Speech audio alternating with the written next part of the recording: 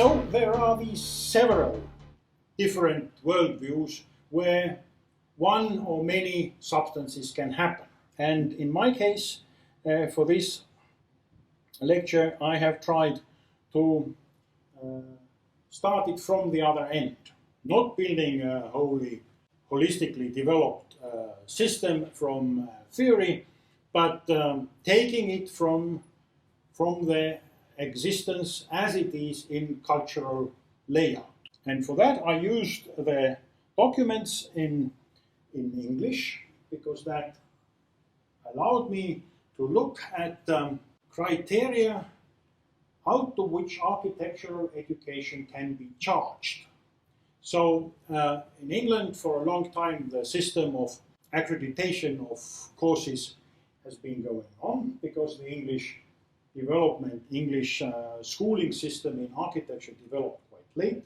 They also used a system called pupillage, so anybody could go and become a pupil of an architect and then do the examination, and that had to be somehow decided who has obtained the level and who not. And these criteria for validation, first they were by Royal Institute of British Architects, then Architects Registration Board, then United, and I have been using the text where RIBA and ARP have united their efforts, criteria for validation, part 2, 1997.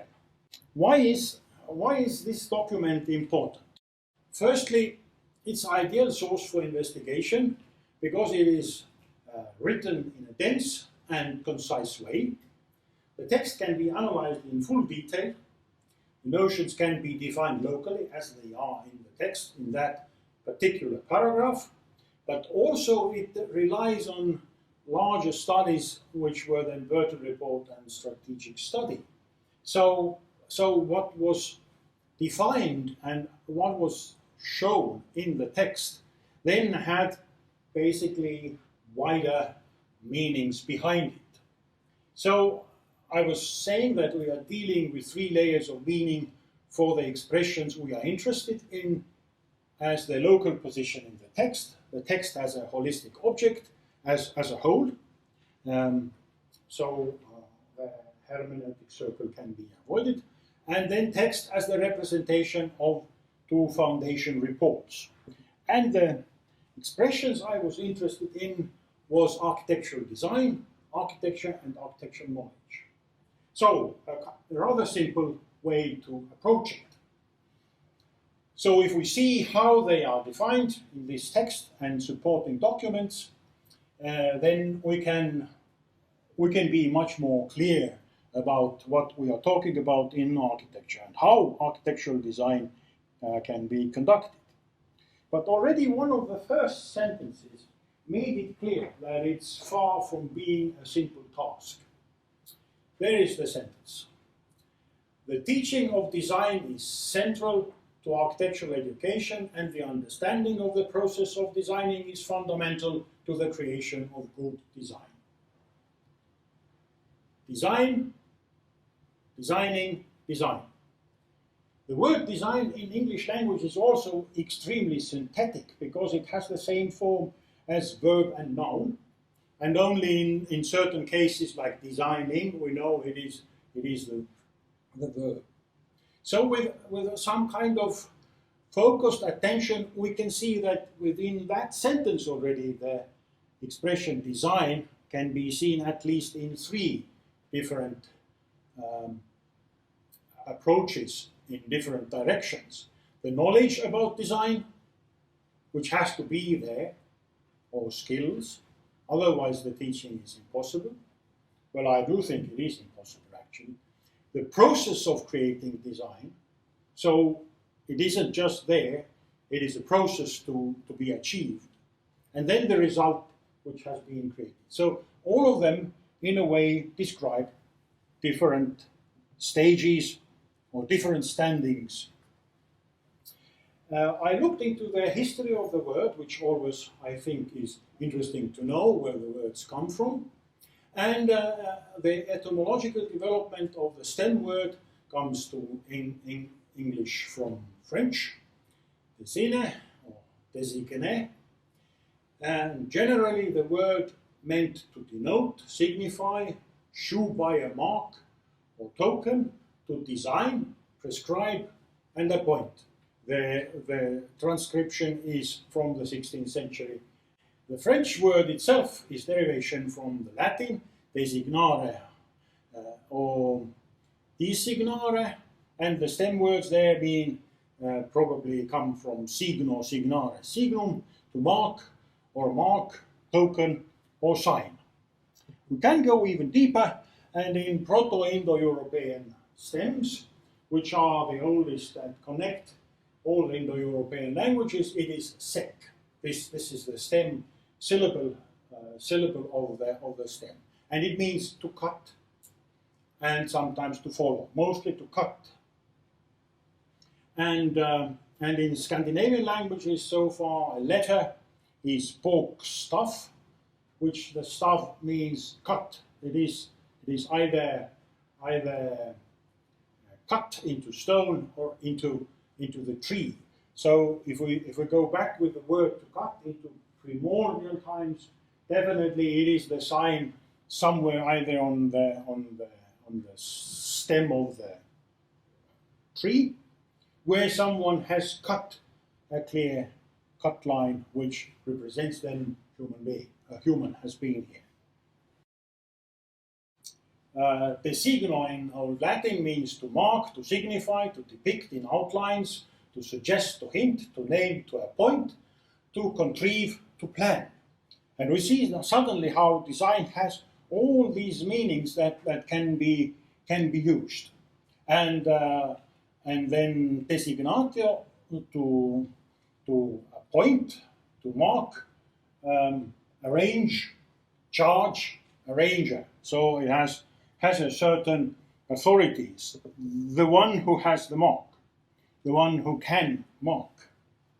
And then signo itself is rather understandable. Mark, label, designate, to seal, to act of the act of coining, making the coins, to notice, to examine, to observe. And it really does have this strong sense of authority in it. When we look at the more modern explanatory dictionaries, design is the process of developing plans or schemes of action. More particularly, a design may be the developed plan or scheme, whether kept in mind or set forth as a drawing or model. Design is a word used loosely in all the arts, and particularly in their instruction to mean composition, style, or decoration. And when I was doing this research, I had a strong feeling that design covers nearly everything we can think of.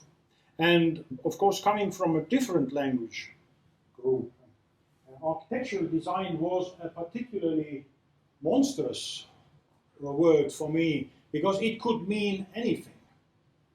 And here is another possibility for what design can mean. But then I also noticed another phenomenon, that design has taken over all the conceptual parts, or not clearly understandable parts of the design process. And something that has been called composition, although it was named in the general understanding what design is, has been left aside.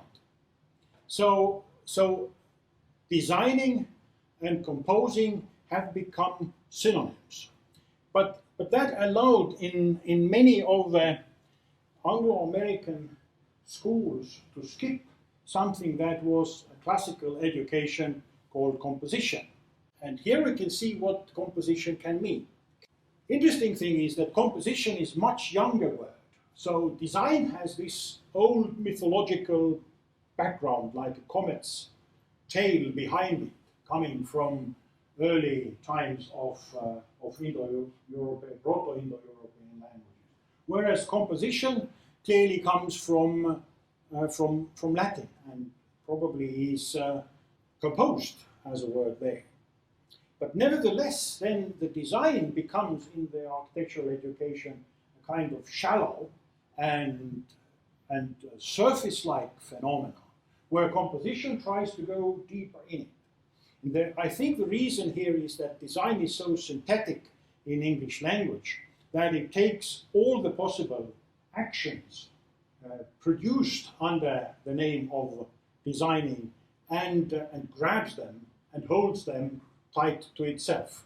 Whereas composition is much more abstract. It can be related with other disciplines like music or literature, where it really deals with proportional build-up of the whole. So somehow the meaning of one word and the other have changed their power, at least the existential power. And just to show how design and composition in a way differ, or how composition goes into deeply rooted mythology, I have used the word Daedala, that comes from the epics of Homeros, and has been translated into many languages in the same way, Daedalic. And it refers to Daedalus, the mythical inventor, and also some say the first architect.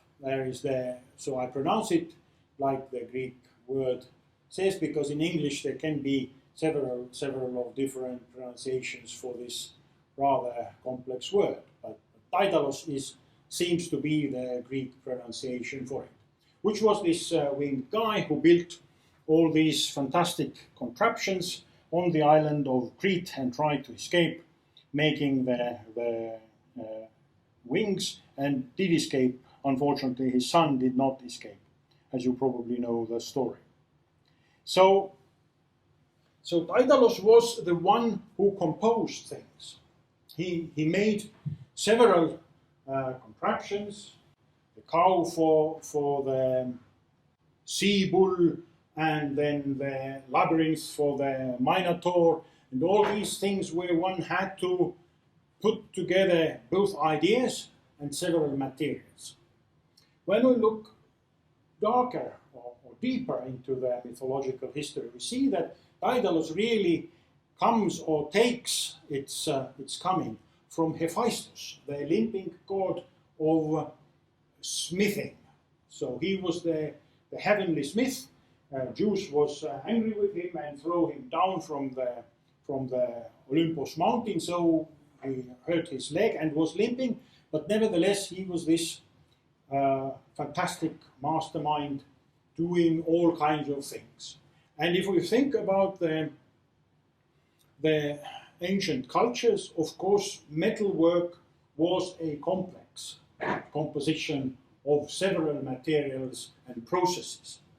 But if we go even deeper in the mythology, we'll find that the Babylonian and Sumerian epics also have blacksmith, which could manage all these kinds of things, and it was called Kotarva Hasis, which is a double name, which, as I understood, was quite common, and it also has a meaning. When the names now have lost its meaning, then Kotarva Hasis is believed to be skilled and cunning.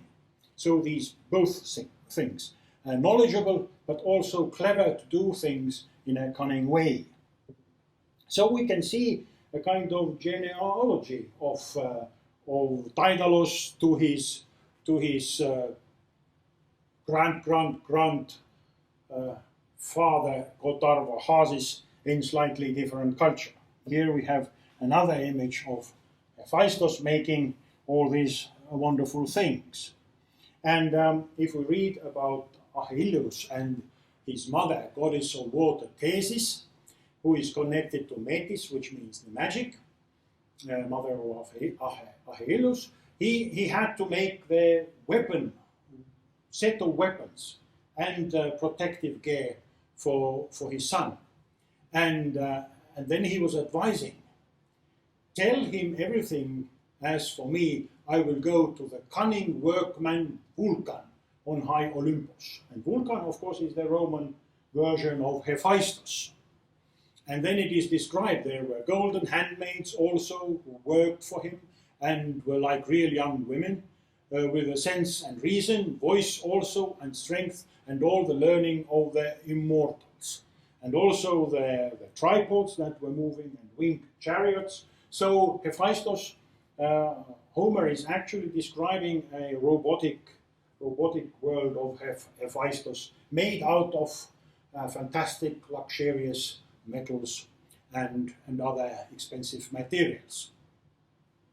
So cunning workman, already here the word knowledgeable or cunning in the understanding of Gotthard Vahasis comes through. And then it is the wonder. It is described or it enforces itself as a wonder.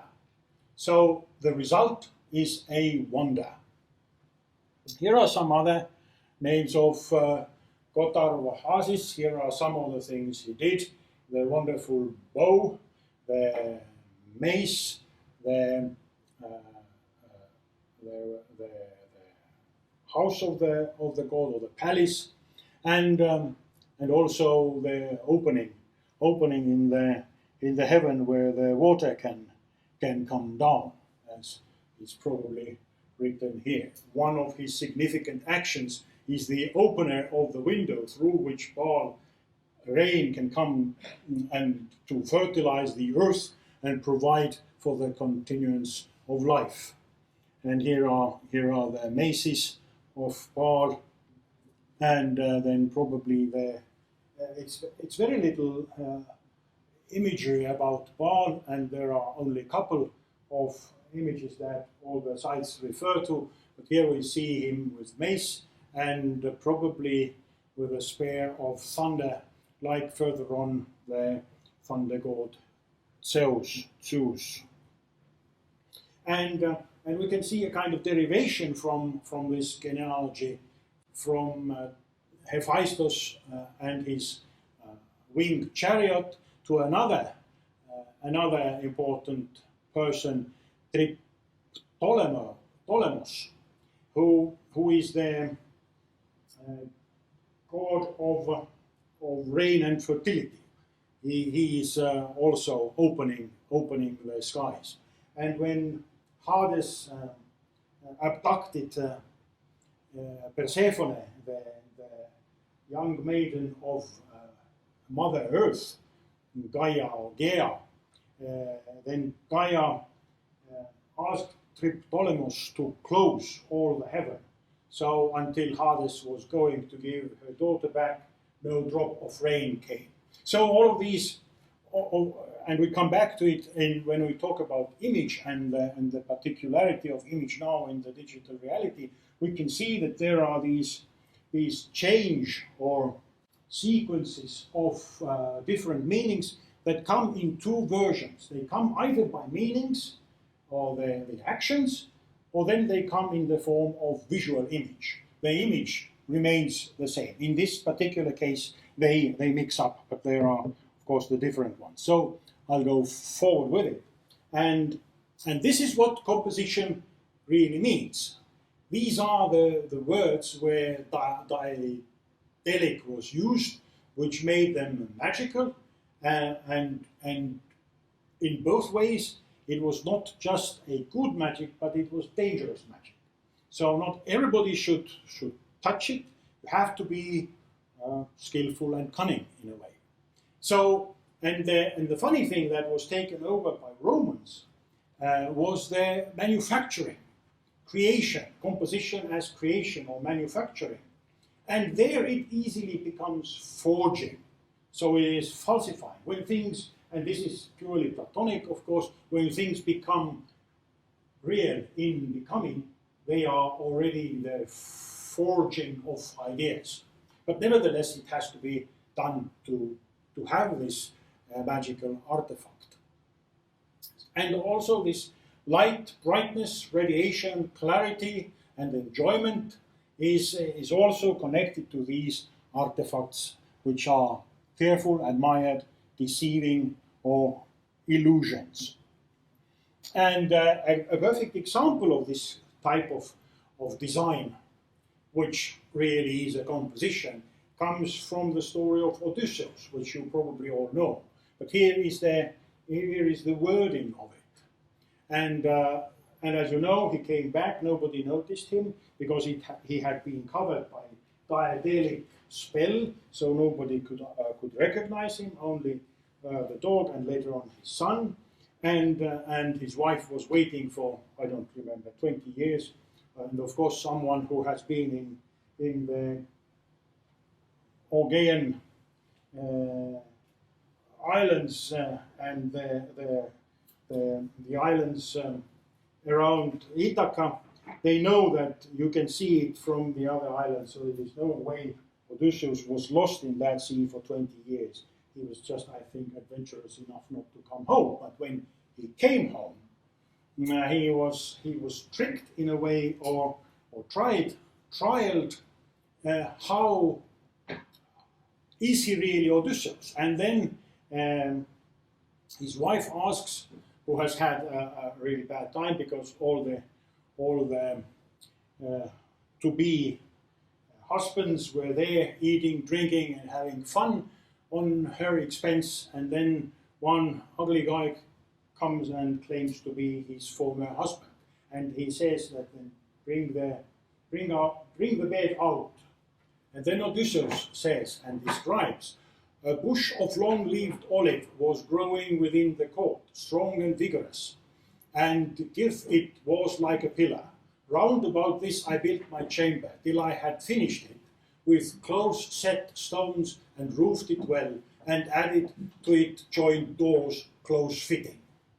Trimming the trunk from the root, inlaying it with gold and silver ivory, and I stretched on it a thong of oxhide, bright with purple. Thus I declare to thee this token, but I know not, woman, whether my bedstead is still fast in its place, or whether by now some man has cut from beneath the olive stump and set the bedstead elsewhere. So the bed itself is a kind of fully developed magical artifact, decorated, having the understanding of fertility of marital bed, and still with the roots in the Mother Earth. So that kind of image was the one that Odysseus was then describing as his knowledge of the bed, which for us, of course, is the complex understanding of how it was composed of several elements. And another daedalic artifact was the bow, which nobody could use because they did not have the knowledge. And with that bow, he then, and with the help of his son, he kills all the to-be future husbands. And if you read the text, really it is it's not a bedtime story for children.